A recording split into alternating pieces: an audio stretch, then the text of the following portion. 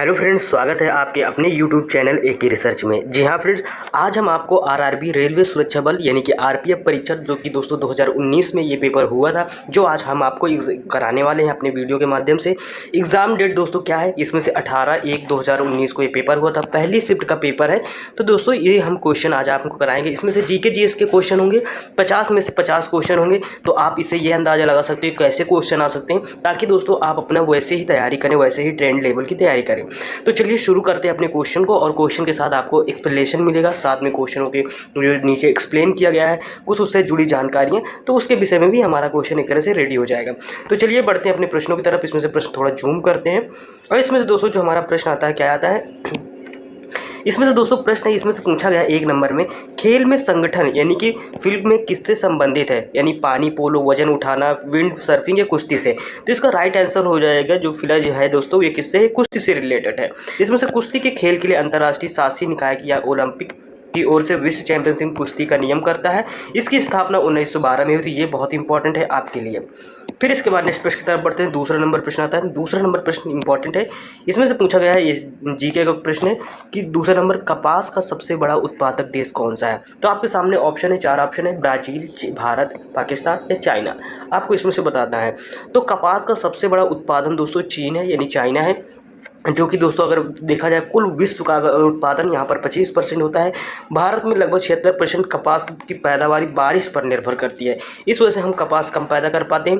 33% कपास की जो पैदावार वो सिंचित क्षेत्रों में होती है, जहाँ पर सिंचाई के माध्यम से होता है। फिर इसके भारत विश्व में कपास का सबसे बड़ा उत्पादक और उपभोक्ता दोनों है, यानी कि उत्पादन भी करता है लेकिन उससे ज़्यादा ये खा लेता है, मतलब उसका यूज कर लेता है। फिर इसके बाद तीसरा नंबर प्रश्न आता है। तीसरा नंबर दोस्तों प्रश्न ये किस चीज़ का है, इसमें से फार्मूला 1। ये दोस्तों ये करंट अफेयर का क्वेश्चन है, तो वैसे ये क्वेश्चन आएगा नहीं, लेकिन इसका ऑप्शन जो टी सही होगा। यानी प्रश्न क्या है, ड्राइवरों को महत्वपूर्ण संदेश देने के लिए अलग अलग झंडे लगाए जाते हैं। येलो ध्वज को दर्शाता है, तो किस चीज़ का येलो दर्शाता है, यानी खतरा है तो धीमा होना चाहिए, यानी खतरा है तो इस वजह से धीमा होने के लिए इन्हें झंडे में यानी कि दिखाई देता है। फिर इसके बाद नेक्स्ट आते हैं, नेक्स्ट की तरफ बढ़ते हैं। 4th नंबर प्रश्न आता है। 4th नंबर हमारा प्रश्न क्या है, 4th नंबर में आपसे पूछा जा रहा है 4th नंबर में कि निम्नलिखित में से कौन सा वन्यजीव अभ्यारण्य मध्य प्रदेश में स्थित है। तो कौन सा अभ्यारण्य स्थित है, मानस वन्यजीव अभ्यारण्य, बोरी वन्यजीव अभ्यारण्य, बांदीपुर राष्ट्रीय उद्यान या इंद्रावती टाइगर रिजर्व। तो राइट जो आंसर होगा जाएगा वो बोरी वन्यजीव अभ्यारण्य कहाँ पर स्थित है, यानी कि ये मध्य प्रदेश में स्थित है। ठीक है। फिर इसके बाद आते हैं इसमें से और रिलेटेड, यानी बोरी वन्यजीव अभ्यारण्य मध्य प्रदेश के होशंगाबाद, ये भी कई बार आ चुका है, जिले में स्थित है। यह 518 किलोमीटर के क्षेत्रफल में सबसे पुराने आरक्षित वनों में से एक है। यह मुख्य रूप से किस चीज़ के लिए, शेर, तेंदुआ और चीतल के लिए संरक्षित किया गया है। ये वर्तमान में 576 वन्यजीव अभ्यारण्य और 106 राष्ट्रीय उद्यान है, और 55 क्या है, टाइगर रिजर्व भारत में। ये डाटा पुराना है, अब नए डाटा में आप लोग ध्यान दीजिएगा। फिर इसके बाद 5 नंबर प्रश्न आता है, आंध्र प्रदेश का लोक नृत्य क्या है। जी हाँ दोस्तों, आंध्र प्रदेश का लोक नृत्य क्या है, यानी कि पाखुई पिला है, खत्तम है, उट्टम थेड्डल है या चेरुकन है। इनमें से आपको बताना है। तो दोस्तों इससे जो राइट आंसर हो जाएगा आंध्र प्रदेश का इसमें से नृत्य है वो उट्टम थेड्डल है। याद रखिएगा, ऐसे ही प्रश्न आएंगे तो आपको देखो, जो आंध्र प्रदेश में जो किसी भी स्टेट का जो भी नृत्य हो जो आपको आ रहा है वो तो नहीं पढ़ने, लेकिन जो आपको बहुत अजीब लगे उनको जरूर पढ़िएगा। तो आंध्र प्रदेश के रिलेटेड और कुछ नृत्य है जिसको हम देख लेते हैं। जैसे कि लोक नृत्य में क्या उट्टम थेड्डल आता है, विलासनीय नाट्यम आता है, भामा कल्पम आता है, लांबड़ी आता है, डांडरिया आता है, बुट्टा बोमलू आता है, इत्यादि है। जबकि अगर देखा जाए कुचिपुड़ी आंध्र प्रदेश का शास्त्रीय नृत्य है, और चेरोकन ये यानी क्या यानी पाखुपिला, चेरवा, खुलमा, छेलमा मिजोरम के लोक नृत्य हैं। फिर इसके बाद नेक्स्ट प्रश्न की तरफ बढ़ते हैं। नेक्स्ट प्रश्न आता है 6 नंबर हमारा प्रश्न आता है। 6 नंबर प्रश्न है, सेंधा नमक का अपवर्तनांक क्या होता है। तो सेंधा नमक का जो अपवर्तनांक होता है कितना होता है, 2.36, 1.54, 1.15 यानी आता है 0.89 आता है। तो दोस्तों देखो क्वेश्चन क्या पूछा, सेंधा नमक का अपवर्तनांक। ऐसे क्वेश्चन तो किसी को ज़्यादा से याद नहीं होता, लेकिन जो बहुत महारत हासिल कर लेते हैं उन्हीं को याद होता है। तो इसका जो आपको आंसर देना है तो 1.54। ऐसे क्वेश्चन आपके एग्जाम में आते हैं। विरूपाक्ष मंदिर किस राज्य में स्थित है। तो विरूपाक्ष मंदिर झारखंड, कर्नाटक, केरल, गुजरात। तो इसका दोस्तों जो राइट आंसर हो जाएगा वो कर्नाटक हो जाएगा। फिर इसके बाद नेक्स्ट प्रश्न की तरफ बढ़ते हैं। 8 नंबर प्रश्न आता है। 8 नंबर प्रश्न क्या है, यानी कि बारामती स्टेडियम स्थित है कहाँ पर, राजस्थान, झारखंड, उत्तर प्रदेश या उड़ीसा। तो बारामती जो स्टेडियम स्थित है ये उड़ीसा में स्थित है। फिर इसके बाद नेक्स्ट प्रश्न की तरफ बढ़ते हैं। नेक्स्ट प्रश्न आता है एशिया खेलती, ये प्रश्न तो वैसे भी नहीं आएगा 9 नंबर, करंट अफेयर के हम क्वेश्चन छोड़ देते हैं, हम सीधा जीके जीएस वाले प्रश्न करते हैं। तो इसमें से निम्नलिखित में से कौन केंद्र शासित प्रदेश नहीं है? जैसे कि लक्षद्वीप, पुडुचेरी, असम, अंडमान निकोबार द्वीप समूह। तो 3 है, ऑलरेडी 3 है, जिसमें से मैं आपको बता दूँ लक्षद्वीप है, पुडुचेरी है, अंडमान निकोबार द्वीप समूह, लेकिन असम एक स्टेट है। ठीक है, तो वर्तमान में 8 केंद्र शासित प्रदेश हैं जो कि निम्न अंडमान और निकोबार द्वीप समूह, चंडीगढ़, दादरा और नागर हवेली, दमन एवं दीप और क्या है दिल्ली, लक्षद्वीप, पुडुचेरी, जम्मू कश्मीर, फिर इसके बाद लद्दाख आ जाता है। दादर और नगर हवेली एक दमन और दीप केंद्र शासित प्रदेशों को 26 जनवरी 2020 को एक क्या एकल केंद्र शासित प्रदेश के रूप में इसको गठन किया गया है। फिर इसके बाद नेक्स्ट आता है 11 नंबर प्रश्न आता है। 11 नंबर प्रश्न क्या है? इसमें से निम्नलिखित में से किस ग्रह को विशालकाय ग्रह कहा जाता है? पृथ्वी को, शुक्र को, मंगल को, बृहस्पति को। तो इसका दोस्तों जो सबसे विशालकाय ग्रह है वो बृहस्पति को कहा जाता है। बृहस्पति और परिवार का सबसे बड़ा ग्रह है। बृहस्पति, शनि, यूरेनस और नेपच्यून क्या है? ये जीवहीन ग्रह या गैसीय विषारी गैस के बने हुए ग्रह हैं। यह हमारी अगर देखा जाए पृथ्वी के द्रव्यमान का तो ये लगभग कितने गुना बड़ा है? तो ये दोस्तों गुना बड़ा है 318 गुना। यह अपने अक्ष पर अत्यधिक यानी घूर्णन करता है। फिर इसके बाद नेक्स्ट प्रश्न आता है 12 नंबर प्रश्न आ जाता है। 12 नंबर प्रश्न है सिडबी का मुख्यालय कहाँ पर स्थित है? चेन्नई, कोलकाता, लखनऊ, मुंबई। तो सिडबी का जो मुख्यालय है वो लखनऊ पर स्थित है। ठीक है, ये भारत सिडबी का मतलब क्या होता है? सिडबी यानी विकास बैंक। तो ठीक है, ये सिडबी विकास बैंक बोलते हैं, इसे भारतीय लघु उद्योग विकास बैंक भी बोला जाता है। 1990 सांसद के एक अधिनियम तहत इसको सूक्ष्म, लघु और माध्यम यानी कि MSME के तहत MSP के तहत संबंधर वित्त पोषण और विकास के लिए, साथ ही इसी तरह गतिविधियों को संलग्न स्थानों, कार्यों और समन्वय करने के हेतु वित्तीय संस्था के रूप में की गई है, जिसका मुख्यालय लखनऊ उत्तर प्रदेश में है। दोस्तों जो मैंने ये अभी पढ़ा है ये बहुत इंपॉर्टेंट, ये हर एग्जाम में आता है, यानी कि आपके कई सारे एग्जाम में अगर आपने पढ़ा है, दिया है, तो उन एग्जामों में ये प्रश्न पूछा गया है। फिर इसके बाद दोस्तों प्रश्न आता है विटामिन B3 का रासायनिक नाम क्या है? जी हाँ दोस्तों, विटामिन B3 यानी कि बायोटिन नाम है, राइबोफ्लोविन नाम है, नियासिन नाम है या थायमिन नाम है। तो फ्रेंड्स इसका जो राइट आंसर हो जाएगा ऑप्शन सी यानी कि नियासिन इसे बोलेंगे। विटामिन यानी कि इससे रिलेटेड और थोड़ा प्रश्न होंगे इसमें से, जैसे कि ये दिया गया है, जैसे कि इसमें दिया गया है विटामिन B3 नियासिन बोलते हैं, विटामिन B2 राइबोफ्लोविन बोलते हैं, ये साइंटिफिक नेम वो रासायनिक नाम है, और विटामिन B1 का यानी थायमिन नाम है, और विटामिन B7 का बायोटिन बोलते हैं। अब इसमें से पूछा गया कुवैत की मुद्रा का क्या नाम है? तो कुवैत दिनार, कुवैत यूरो, कुवैती डॉलर या कुवैती पाउंड्स। तो इसका राइट आंसर ऑप्शन वो हो जाएगा कुवैती दिनार बोलते हैं। ठीक है, तो अब कुवैत की राजधानी इसे कुवैत सिटी के नाम से हम लोग जानते हैं। इसकी मुद्रा कुवैत दिनार है और दुनिया का सबसे मूल्यवान वाली यानी कि मुद्रा भी यहाँ पाई जाती है। 15 नंबर प्रश्न आता है ऋग्वेद क्या है? जी हाँ दोस्तों, वैदिक यानी वैदिक संस्कृत भजनों का संग्रह है, पुस्तकों का संग्रह है, हस्तशिल्प का संग्रह है या इतिहास का संग्रह है। तो ऋग्वेद एक वैदिक संस्कृत भजनों का क्या है? संग्रह है। ठीक है, तो इससे रिलेटेड कुछ प्रश्न आते हैं। ये सबसे प्राचीन है, इसमें से मंत्रों का संकलन है, ये यज्ञों के अवसर देवताओं की स्तुति के लिए ऋषियों द्वारा संग्रहित किया गया था। ऋग्वेद में कुल मंत्रों की संख्या 10,000 से अधिक है, इसमें से 10 मंडल है और 1028 सूक्त हैं। ऋग्वेद की रचना पढ़ने वाले ऋषि को होत्र कहा जाता है, ये बहुत इंपॉर्टेंट है, होत्र कहा जाता है। 16 नंबर प्रश्न आता है आपका क्या है? हरिद्वार शहर नदी के तट पर स्थित है, कौन? झेलम, सरस्वती, गंगा, यमुना। तो इसमें से कौन सा हरिद्वार शहर के किनारे स्थित है? तो वो गंगा नदी ये स्थित है, यानी गंगा नदी के किनारे हरिद्वार शहर स्थित है। ठीक है, तो ये कहाँ? हरिद्वार उत्तराखंड राज्य का एक पवित्र नगर है तथा सनातन हिंदुओं का प्रमुख तीर्थ है। इसे गंगा द्वार के नाम से भी जाना जाता है। हरिद्वार शहर गंगा नदी के तट पर स्थित है। यह हिंदुओं को 7 पवित्र स्थानों में से एक है। यहाँ कुंभ मेला भी क्या लगता है। फिर इसके बाद नेक्स्ट प्रश्न आता है 17 नंबर प्रश्न आता है। 17 नंबर प्रश्न क्या है? 5वीं पंचवर्षीय योजना अवधि है। तो 5वीं पंचवर्षीय की योजना अवधि पूछी गई है, यानी 1976 से 81 है या 1978 से 83 है या 1974 से यानी 79 है या 75 से 80 है, ये आपको बताना है। तो देखो इसका जो राइट आंसर हो जाएगा वो 1974 से 1900 यानी कि 79 है। 74 यानी कि मान लो 5 साल आगे जोड़ दो तब जाके यानी कि 1979 आ जाएगा। ठीक है, तो ये रहा हमारा। फिर इसके बाद 18 नंबर प्रश्न आता है। 18 नंबर प्रश्न क्या है? इसमें से जैसे प्रश्न है निम्नलिखित में से कौन भारतीय संविधान, ठीक है, जिसमें से पूछा गया है कौन भारतीय संविधान की प्रस्तावना का हिस्सा नहीं है? लिबर्टी, समानता, न्याय, प्रावधान। तो इसका जो राइट आंसर हो जाएगा कौन सा, प्रावधान। ये हमारे भारतीय संविधान का हिस्सा नहीं है, लिबर्टी है, न्याय है, समानता है, ठीक है, तो ये सही रहा।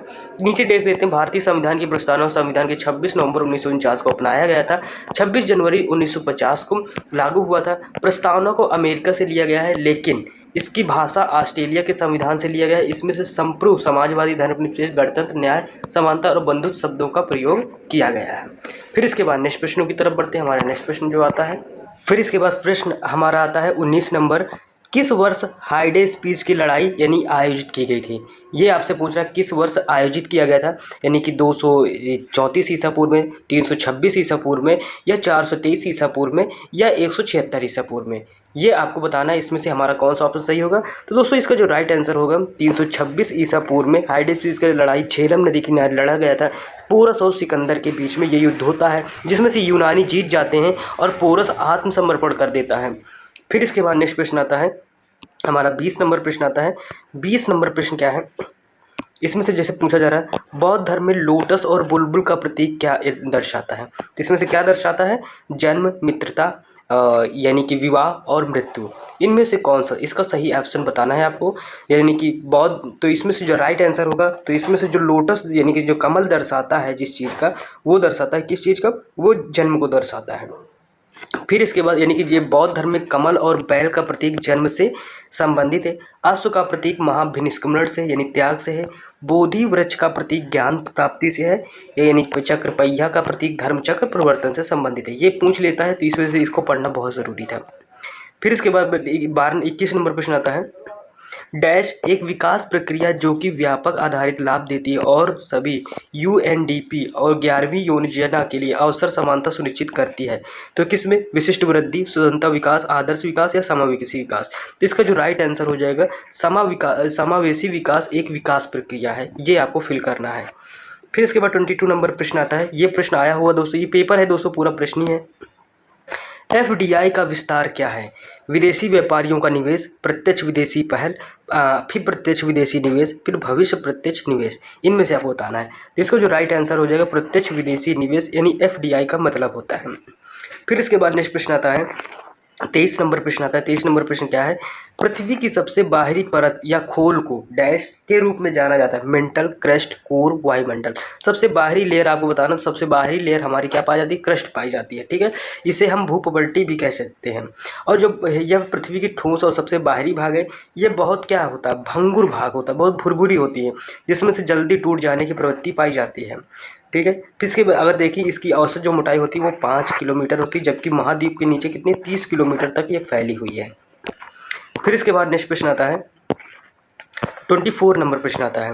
24 नंबर प्रश्न क्या है, सल्फर के लिए प्रतीक क्या है, सफ एस या सीनियर या शू। इनमें से आपको बताना है, यानी कि आपको यानी सल्फर के लिए प्रतीक बताना है, एसपी है या एएस है या सीनियर है, ये ऐसे लिखा है। तो ऑप्शन देखो, उसमें से जो पेपर में ऑप्शन आए थे ऐसे ही आए थे। तो दोस्तों इसका जो राइट आंसर हो जाएगा एस सही होगा, ठीक है। जो इसका प्रतीक हो क्या हो जाएगा, वो एस हो जाता है, ठीक है, सल्फर का। तो इसमें से इसका एस एट वो सही हो जाएगा। इसका परमाणु क्रमांक कितना होता है, 16 होता है। फिर इसके बाद 25 नंबर प्रश्न आता है, भारत का विधि आयोग एक है, क्या है, वैधानिक निकाय, निजी निकाय, गैर वैधानिक सलाहकार निकाय या बेशल आयोग। इनमें से आपको, तो इसका जो राइट आंसर हो जाएगा क्या हो जाएगा, ये गैर वैधानिक सलाहकार निकाय है, भारत का एक विधि आयोग, जिसे कानूनी अधिकार भी बोलते हैं।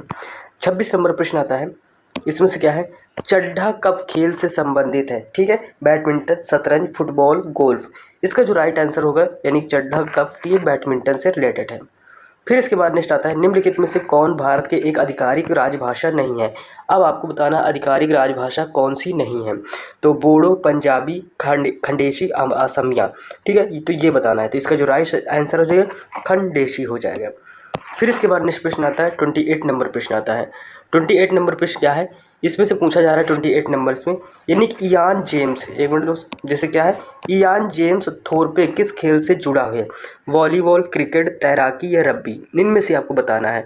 तो दोस्तों ये किससे जुड़ा है, ये आपको बताना है, तो इसका फ्रेंड्स जो हमारा राइट आंसर हो जाएगा, इसका जो यानी कि एग्जैक्ट आंसर सही होगा वो ऑप्शन सी सही हो जाएगा। क्या हो जाएगा? वो तैराकी से इनका दोस्तों जुड़ा हुआ है। इसके बाद दोस्तों नेक्स्ट प्रश्न की तरफ बढ़ते हैं। नेक्स्ट प्रश्न आता है हमारा कौन सा? तो इसमें से हमारा ऑप्शन सी इसमें से आंसर दिखा रहा है कौन सा, यानी कि ऑप्शन सी, यानी कि ईशान जो जेम्स शेरपा है ऑस्ट्रेलिया के सेवानिवृत्त यानी तैराकी से रिलेटेड है। 29 नंबर प्रश्न आता है, बिपिन चंद्रपाल में से कौन समाचार पत्र शुरू किया था? न्यू इंडिया, सुधारक या वंदे मातरम या तलवार? तो इसमें से बिपिन चंद्रपाल ने न्यू इंडिया नामक एक पत्र जारी किया था। इससे रिलेटेड ये 1905 में इसको जारी किया था। ठीक है, तो इसमें से न्यू इंडियन दैनिक यानी बेसर ने जारी किया था, सुधारक गोपाल गणेश अगाकर ने जारी किया था, वंदे मातरम लाला लाजपत राय ने जारी किया था, और तलवार भी काजी कामानी ने ये पत्रकार निकाला था। 30 नंबर प्रश्न आता है, और 30 नंबर प्रश्न क्या है? अम्लीय वर्षा तब होगी जब वर्षा जल का पीएच मान कितना होगा? तो 5.6 पीएच मान अम्ल वर्षा का होता है यानी एसिड रेन का। किसी दिए गए क्षेत्र का पशु जीवन डैश कहलाता है? क्या कहलाता है? ये फौना कहलाता है। फिर इसके बाद नेक्स्ट प्रश्न आता है 32 नंबर प्रश्न आता है। 32 नंबर प्रश्न क्या है? असम का राज्य पक्षी क्या है? सफ़ेद पंखों वाला लकड़ी का बतख या तोता, हंस, उल्लू? इसका जो राइट आंसर हो जाएगा यानी कि ऑप्शन ए सही हो जाएगा, सफ़ेद पंखों वाला लकड़ी का बतख। फिर इसके बाद अगर राजभाषा देखी जाए तो क्या हो जाएगी? असमिया हो जाएगी, राजोत्सव बिहू हो जाएगा, पुष्प यानी कि फॉक्सल टेल आर्किटर हो जाएगा, और राजवृक्ष क्या हो जाएगा? तो डिप्टोकर्पस मैक्रोवर्स, और एक सींग वाला गैंडा राज पशु हो जाएगा। फिर इसके बाद 33 नंबर प्रश्न आता है, इसमें से पूछा गया है अफगानिस्तान की राजधानी क्या है? तो अकारा, सियोल, काबुल या प्राग? इसका राइट आंसर आपको पता है, इसका क्या सही हो जाएगा? इसका काबुल आंसर होगा अफगानिस्तान की यानी कैपिटल यानी राजधानी का नाम। फिर इसके बाद देखते हैं, इधर देख लेते हैं और भी कुछ कंट्री के कैपिटल्स दिया गया है, जैसे कारा घाना, सियोल दक्षिण कोरिया, प्राग चेक गणराज्य। फिर इसके बाद डैश इस जगह खाली पड़ा है, वाला व्यक्ति के पास वस्तुओं को स्पष्ट रूप से देख सकता है लेकिन दूर की वस्तुओं को अलग अलग नहीं देख सकता। तो इसको आपने बचपन में पढ़ा है, मोतियाबिंद, प्रेसा बायोपी, हाइपर मोट्रोपिया या मायोपिया? तो इसका जो राइट आंसर होगा वो मायोपिया सही हो जाएगा। फिर इसके बाद नेक्स्ट प्रश्न आता है 35 नंबर प्रश्न आता है। 35 नंबर प्रश्न, सांसद सदस्य यानी कामाख्या प्रसाद दास किस राज्य से संबंधित है? गुजरात, असम, तमिलनाडु, आंध्र प्रदेश? तो फ्रेंड्स इसका जो राइट आंसर हो जाएगा वो असम सही हो जाएगा। ब्रह्म समाज के संस्थापक कौन थे? राम मोहन राय, सत्या या राजुआ या स्वामी विवेकानंद? तो आपको पता है राजा राम मोहन राय 1815 में राजा राम आत्मीय सभा की स्थापना करते हैं, जिसमें से 1828 में ब्रह्म समाज की स्थापना का नाम दिया गया था, इसी का नाम के ब्रह्म समाज हो गया है, इसी यानी कि राजा राम मोहन राय ने जो ब्रह्म समाज। फिर इसके बाद नेक्स्ट आता है 37 नंबर प्रश्न आता है। 37 नंबर प्रश्न क्या है? संविधान सभा के वित्त और कर्मचारियों सहित अध्यक्ष कौन थे? ठीक है, तो इसमें से कौन थे ये आपको बताना है। एस.सी. मुखर्जी, फिर इसके बाद आता है यानी कि एस.सी. मुखर्जी के बाद जे.पी. कृपलानी, फिर इसके बाद आता है इसमें से राजेंद्र प्रसाद, फिर इसके बाद आता है के.एम. मुंशी। ये आपको बताना है इसमें से कौन सा सही होगा। तो इसमें से फ्रेंड्स जो राइट आंसर हमारा हो जाएगा कौन सही हो जाएगा, यानी कि राजेंद्र प्रसाद। ये संविधान सभा के वित्तीय कर्मचारी समिति के अध्यक्ष राजेंद्र प्रसाद थे, अल्पसंख्यक समिति के एस.सी. मुखर्जी थे, और फिर इसके बाद और मौलिक अधिकार के उप समिति के जे.पी. कृपलानी थे। अब कार की एसआई इकाई कितनी क्या होती है? Joule, pascal, Henry, Newton? तो इसमें से आपको बताना है तो क्या होता है। तो देखो कार की इकाई जो होती है वो जूल होती है, कभी कैलोरी जूल में नापी जाती है, तो जूल इकाई यानी कार की इकाई होती है, काम करने की इकाई क्या होती है? वो जूल होती है। फिर इसके बाद नेक्स्ट प्रश्न की तरफ बढ़ते हैं हम। फिर इसके बाद 39 नंबर, फिर इसके बाद फ्रेंड्स जो हमारा प्रश्न आता है 39 नंबर प्रश्न आता है, यानी कैट में गुणसूत्रों की संख्या होती है 12 जोड़े, 19 जोड़े, 14 जोड़े, 23 जोड़े। तो अगर बिल्ली की बात हो, कैट मीन्स बिल्ली होता है, तो इसका जो 19 जोड़े होते हैं क्या होते हैं? गुणसूत्रों की संख्या होती है। ये दोस्तों आरपीएफ है, कहीं साइंस के क्वेश्चन बहुत तगड़े पूछता है जिसमें से बच्चे काफ़ी कंफ्यूज होते हैं, तो आपको साइंस का जो लेवल है वो थोड़ा अजीब पढ़ना पड़ेगा। फिर इसके बाद 40 नंबर प्रश्न आता है, राज्यसभा का अध्यक्ष और उपाध्यक्ष भारतीय संविधान के किस अनुसूची के अंतर्गत आता है? दूसरा, 10वीं, तीसरा, पहला? तो ये दोस्तों पहली अनुसूची के अंतर्गत संविधान के अंतर्गत आता है, यानी अध्यक्ष और उपाध्यक्ष राज्यसभा का। फिर इसके बाद नेक्स्ट प्रश्न आता है 41 नंबर प्रश्न आता है। 41 नंबर प्रश्न क्या है? सुंदरवन बायोस्फीयर रिजर्व कहाँ स्थित है? तो मध्य प्रदेश, राजस्थान, पंजाब, पश्चिम बंगाल? इनमें से आपको बताना है। तो फ्रेंड्स इसका जो राइट आंसर हो जाएगा कौन सही हो जाएगा? वो पश्चिम बंगाल में सुंदरवन यानी कि स्थित है, जो कि बायो रिजर्व है। फिर इसके बाद ऊतकों के अध्ययन को कहा जाता है, क्या कहा जाता है? ऊतकों के अध्ययन के वर्गीकरण कहा जाता है, या इसमें से स्पर्मोलॉजी, ऊतक विज्ञान या नेत्र विज्ञान? ये आपको बताना है। तो इसका जो दोस्तों राइट आंसर हो जाएगा ऑप्शन सी, ऊतक विज्ञान कहलाएगा। ठीक है, फिर इसके बाद 43 नंबर प्रश्न आता है, और 43 नंबर प्रश्न क्या है, भारत के पहले सिख राष्ट्रपति कौन थे। ठीक है, तो पहले यानी दुलबीर सिंह, वीपी सिंह, डॉक्टर मनमोहन सिंह या ज्ञानी जैल सिंह, इनमें से आपको बताना है। तो फ्रेंड्स इसका जो राइट आंसर हो जाएगा, कौन सा सही हो जाएगा, वो सही हो जाएगा ज्ञानी जैल सिंह। और कब थे इनका, यानी कि 1982 से 1987 तक था। फिर इसके बाद 44 नंबर आता है, विश्व धरोहर स्थल एलोरा गुफा किस राज्य में स्थित है। राजस्थान में, झारखंड में, महाराष्ट्र में, उत्तर प्रदेश में, ये आपको बताना है। तो एलोरा गुफा जो स्थित है वो महाराष्ट्र में स्थित है।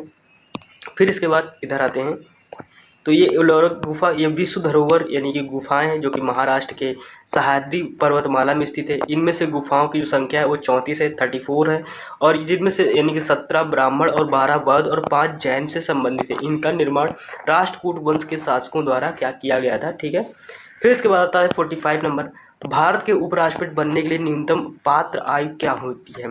35 वर्ष, 45 वर्ष, 18 वर्ष या 25 वर्ष, इनमें से आपको बताना है। तो इसका जो राइट आंसर हो जाएगा वो 35 वर्ष होगा।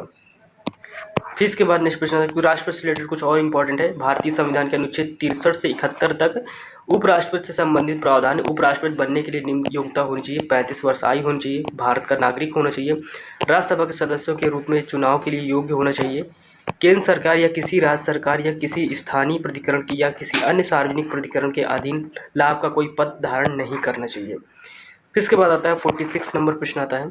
46 है, नागालैंड की राजधानी कौन सी है।